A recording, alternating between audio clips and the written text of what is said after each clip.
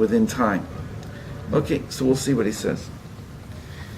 So he says, Ot Tet Zayin, and it's underlined. V'zeh b'chinat gerim, converts. Ki ikar kedushat Yisrael hu shemikadshim hazman. The essence, holiness of Israel is that we sanctify, which means that we elevate time. We don't go to, there is such a thing as profane time, but we elevate it into holiness.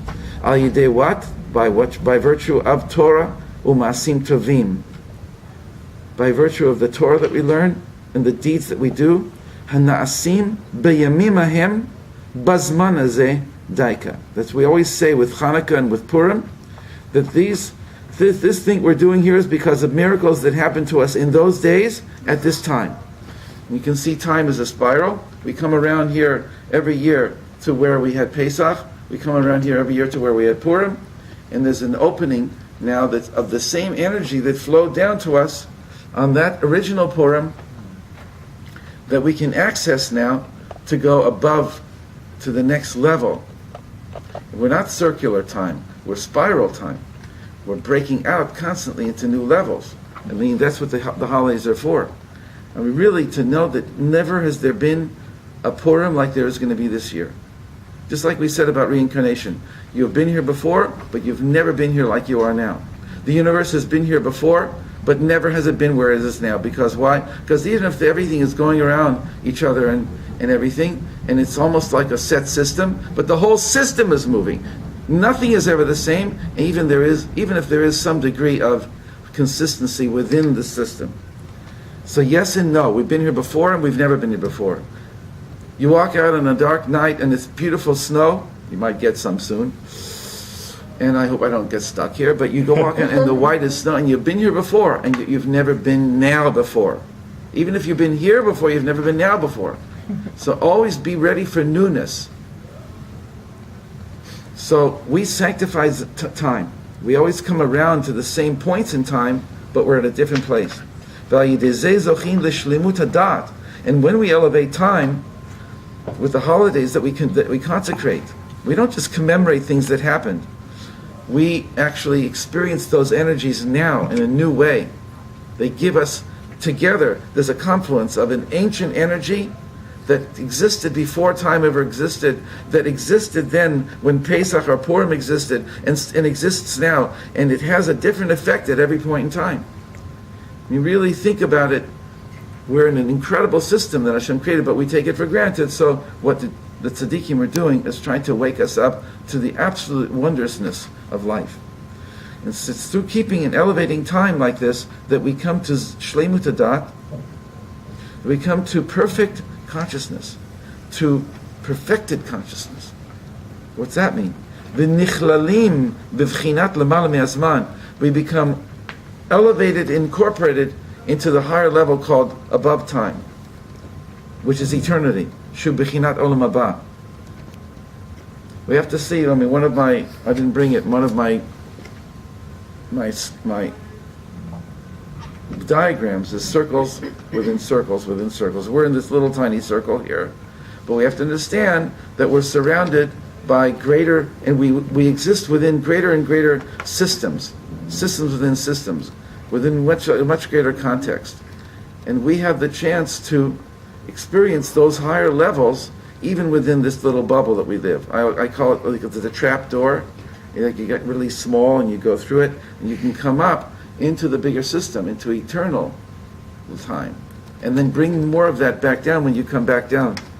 So constantly the motion of dynamic of all prayer, of all meditation, of all Torah learning is to lift us up above and then to bring us back down, but we come back down different. We come back down to the ability to live our lives in a much more powerful way. If your Torah is not empowering you to live your life in a more real way, in a more authentic way, in a more way that you really, really are making decisions, and you know that Hashem is helping you, right? Then your Torah is limping. It's not being allowed to come in full force into your life. So open our hearts to Hashem's Torah, because it frees us. We still don't understand what it means to be above time, but we will more. Rachel. Yeah. Okay, so what you just described with the circles, there's a Rebbe Nachman story where Yaakov is the center of the circle. That's the explanation in one of the explanations that I found, and I'm not sure which source it was, but it was the Rebbe Nachman source. And so then everybody is outside in each of the circles looking towards Yaakov all the time. And that's how we get the other circles, so which are whatever's going on, you know. So, but I was wondering, what is your source for that, so that I could compare the two? It's a little bit different use of circles. You see, usually the higher worlds are described as a many-storied building, which is nice. I mean, I didn't bring my diagrams. My rabbis used to say, let's put a cup in another cup, in another cup, in another cup.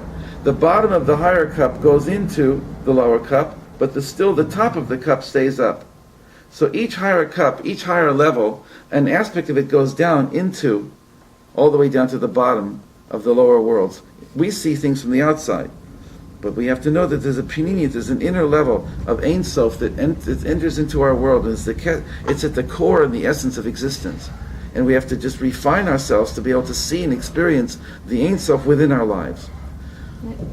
So that's two different types of diagrams. One is one on top of the other, and the second one is that even though it's on top, but it has an aspect of itself that mamish comes down as a very fine filament of infiniteness, in such a way that it's so fine that it doesn't disturb the laws of the lower world.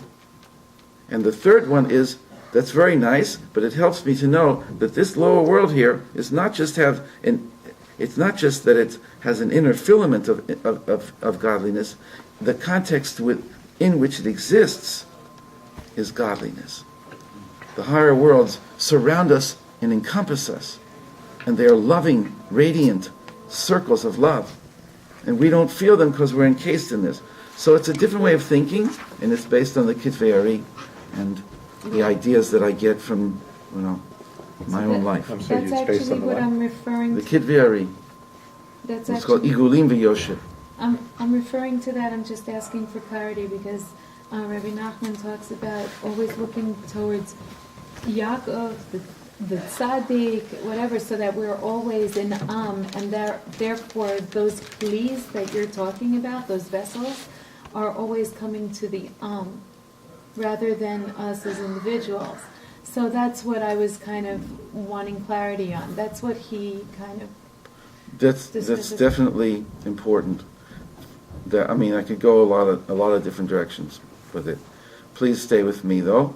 Okay. It's important for you to try and make connections with what you know and now the new information you're receiving. But it's not always going to be instantaneous, okay? Okay. Okay. So we just said that we want to elevate time and to be accessing ourselves to infiniteness, which is eternity, which is the higher context within which we exist. That we come from eternity and we came down into time.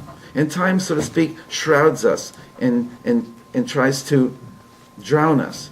And our connection as the Jewish people is that we go and we have these incredible holidays, which are super mundane. They're super time, like Shabbos every week. Okay, and he explains after the underlined that Ki Yisrael b'Shosham Hem b'Vechinat L'Mala Mezman, because our essence is that we're from above time.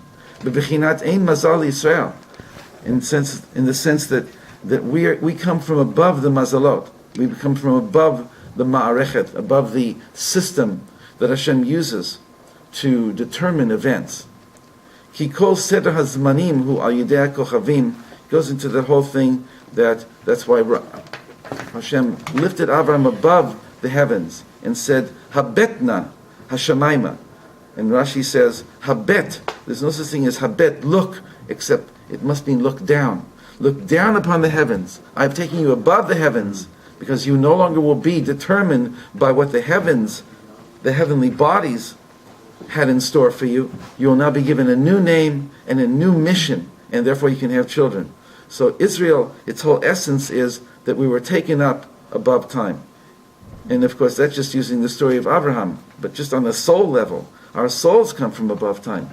The word neshama, as we this is the same letters as the word hashemen, the oil, and the same letters as the word neshama. And nun Moshe. All of the idea of shemen is oil that floats on top of water, and the idea of 8, shmone, is the level of 8 that floats on top of the world of 7. But those are ideas that I'm constantly giving over, and if you don't relate to it so easily, and you don't want me to explain, I will, but it's just the way that infiniteness, the 8 of infinity, is above the world of 6, which is the world of 3-dimensionality, with 6, everything has 6 sides, and there's 6 directions, up and down, north, east, west, south, and the point of 7 at the middle is the essence of godliness within the 6, but its source is that which is beyond. So the same idea is always in a little slightly different form. Don't get stuck with having to understand the details. Oh, and then the next paragraph is a very small one-liner. Aval umot haolam hem mishukaim bechol ha'ta'avot vehevlei ha'olam hazeh shikulam hem tahat hazman. But the world, the peoples of the world, I don't say that it's an absolute statement. There's going to be all kinds of levels within the Umot HaOlam. They're beautiful people. But the aspect of Umot HaOlam is a general concept. Umot means what? Umot HaOlam, the peoples of the world. Oh. The aspect of the peoples of the world as a general concept is that they exist within the 4 exiles, within the unstoppable beat of time. They live within historical time, whereas we live in meta-historical time. And again, there are those who have risen up above it, and they are, depending on certain, whatever, they can connect to eternity, each in their own way, but in general.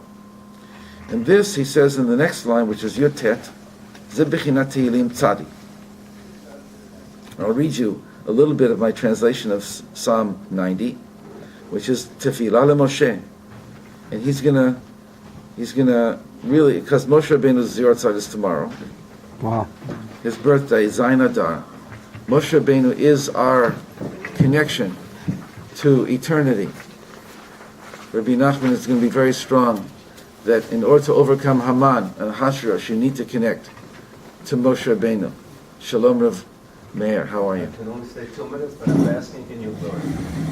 You what? I'm basking in your glory, I say. Hashem's glory. Hashem's glory. So, a little bit of like Psalm 90, and Dafka it's by Moshe Rabbeinu. And we have a tradition that Psalm 90 through 100, it's 11 Psalms, were written by Moshe Rabbeinu. A prayer by Moshe, the man of God, of Elohim. Hashem, only you are steadfast and unchanging. You have been our sanctuary in every generation. In other words, you're above time. Right? If you've been our sanctuary in every generation, that means you exist above time, and you're the context within which time. He's already from the first sentence giving us a fantastic connection to eternity. And he goes on, before the mountains were brought forth, before you even vacated a space within which to create an earth and a void for man. You didn't know that it's Kabbalistic. It says, V'terem harim yuladu, before the mountains were born, v'teholel eretz, and you made a halal, teholel, you made a vacated space for eretz.